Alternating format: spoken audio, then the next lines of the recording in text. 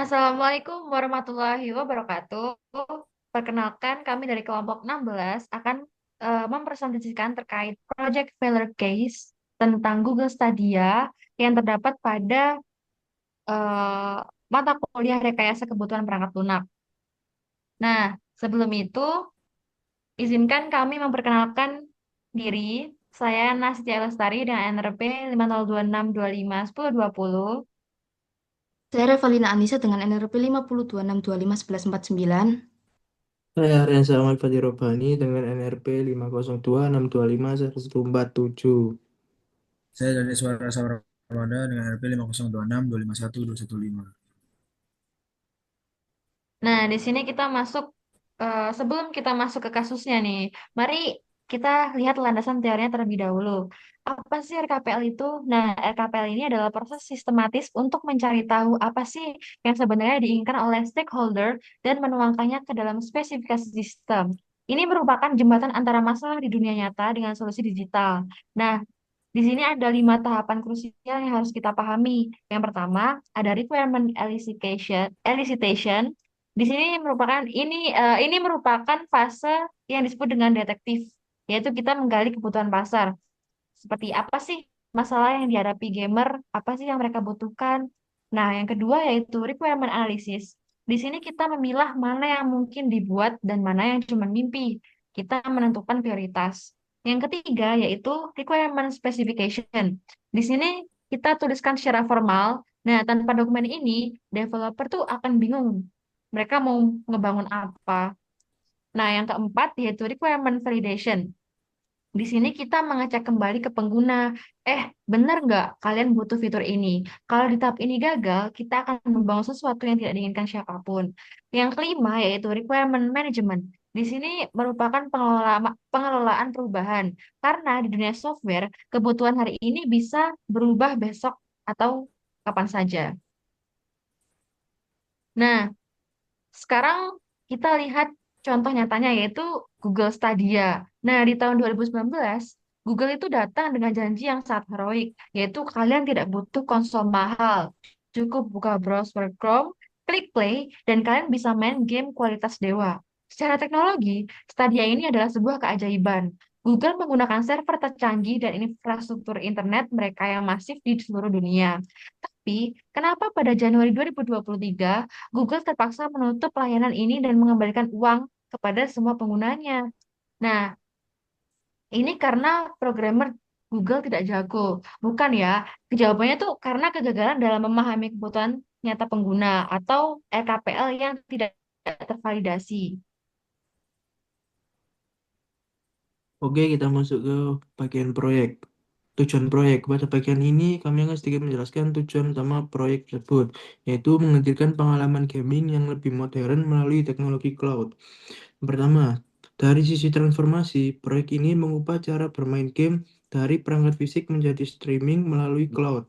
Artinya, game tidak lagi diproses di konsol atau PC, tapi dijalankan di server dan hasilnya ditampilkan langsung ke layar pengguna. Kedua, proyek ini menawarkan kemudahan akses yang lebih tinggi. Pengguna bisa bermain kapan saja dan di mana saja tanpa perlu instalasi berat. Cukup membuka layanan pemilik game lalu langsung main. Ketiga, proyek ini diposisikan sebagai gambaran masa depan industri gaming. Dengan dukungan teknologi cloud yang cepat dan canggih, inovasi seperti yang pernah dibawa Google Stadia menunjukkan arah perkembangan gaming modern. Next.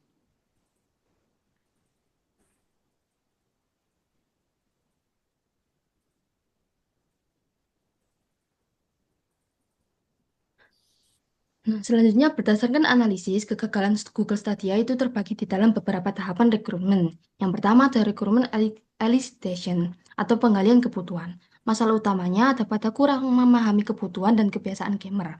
Banyak gamer masih ingin memiliki game secara permanen, yaitu bukan hanya akses cloud, bermain tanpa ketergantungan internet yang stabil dan mendapatkan game eksklusif sebagai daya tarik utama, sehingga proses penggalian kebutuhan pengguna ini kurang representatif. Yang kedua, yaitu requirement analysis, atau analisis kebutuhan. Masalah utamanya dapat kurang realistis kepada kondisi pasar dan infrastruktur. Tidak semua wilayah memiliki internet yang cepat dan stabil. Delay yang sangat krusial dalam gaming, terutama pada game kompetitif. Model bisnis dianalisis juga kurang matang. Pengguna tetap harus membeli dengan harga penuh dan ada sistem langganan. Analisis kebutuhan non-fungsional seperti performa konektivitas dan pengalaman pengguna tampaknya juga kurang komprehensif. Yang ketiga, ada requirement specification atau spesifikasi kebutuhan. Masalah utamanya ada pada nilai produk yang kurang jelas dibanding kompetitor. Spesifikasi lebih menekankan bisa main tanpa konsol, tetapi tidak dapat requirement kuat terkait game yang eksklusif, ekosistem komunitas, dan integritas sosial yang unik. Unique selling point tidak cukup kuat untuk menggantikan konsol tradisional, sehingga rekrutmen yang ditetapkan terlalu berfokus pada teknologi bukan value bagi pengguna. Next. Yang keempat ada requirement validation atau validasi kebutuhan. Masalah utamanya ada pada validasi pasar yang kurang optimal sebelum skala yang besar. Antusiasme awal yang tinggi tetapi adopsi nyatanya rendah. Seharusnya dilakukan uji coba pasar yang lebih luas, pengujian model harga, dan juga studi mendalam tentang willingness to pay. Respon pengguna terhadap model bisnis negatif tetapi tidak segera dikoreksi secara signifikan, sehingga validasi kebutuhan bisnisnya dan pengguna kurang kuat. Yang terakhir ada requirement manajemen atau manajemen kebutuhan. Masalah utamanya ada pada kurang adaptif terhadap perubahan dan feedback pasar. Ketika kritik muncul seperti model harga, kurang game eksklusif, perubahan strategi tidak cukup agresif. Studio internal pengembangan yang ditutup terlalu cepat sehingga sulit membangun kembali kepercayaan gamer setelah reputasi awal yang kurang baik. Sehingga rekrutmen tidak dikelola secara iteratif dan responsif terhadap feedback pengguna. Next.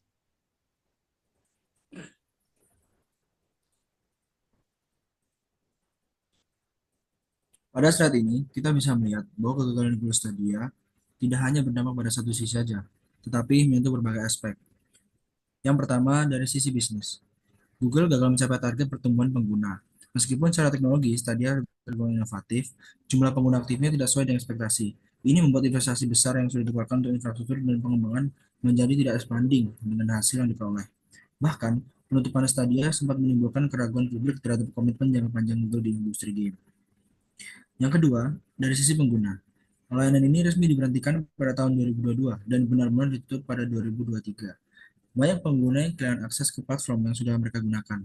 Walaupun Google memberikan refund untuk perangkat keras dan bulan game, tetap saja ada rasa kehilangan dan kekecewaan karena proyek ini hanya bertahan sekitar 3 tahun sejak rilis pada tahun 2019. Dan yang terakhir, dampaknya terhadap industri game. Di satu sisi, Stadia meningkatkan awareness terhadap konsep cloud gaming dan membuka perspektif baru bahwa bermain game tidak harus menggunakan konsol atau PC dengan spesifikasi tinggi. Namun, di sisi lain, kegagalan ini menjadi pelajaran penting bagi layanan serupa, bahwa infrastruktur internet, stabilitas jaringan, serta kesiapan pasar menjadi faktor yang sangat krusial dalam model bisnis cloud gaming. Jadi, bisa kita simpulkan bahwa kegagalan Stadia bukan sekedar soal produk yang tidak laku, tetapi tentang strategi, kesiapan ekosistem, dan ekspektasi pasar yang belum sepenuhnya matang.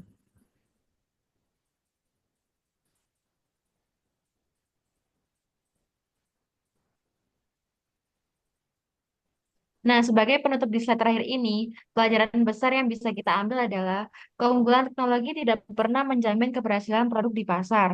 Google Stadia ini punya tim engineer terbaik dan dana tak terbatas, tapi mereka gagal di tahap paling awal, yaitu memahami kebutuhan. Dalam pengembangan perangkat lunak, inovasi tanpa pemahaman terhadap kondisi nyata pengguna hanyalah sebuah pemborosan. Kasus ini membuktikan bahwa mata kuliah RKPL yang kita pelajari adalah kunci utama. Jangan sampai kita menjadi developer yang jago membuat sesuatu, tapi sesuatu itu tidak ada yang mau dipakai.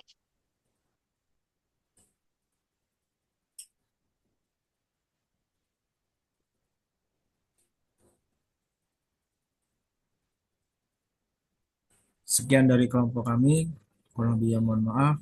Assalamualaikum warahmatullahi wabarakatuh.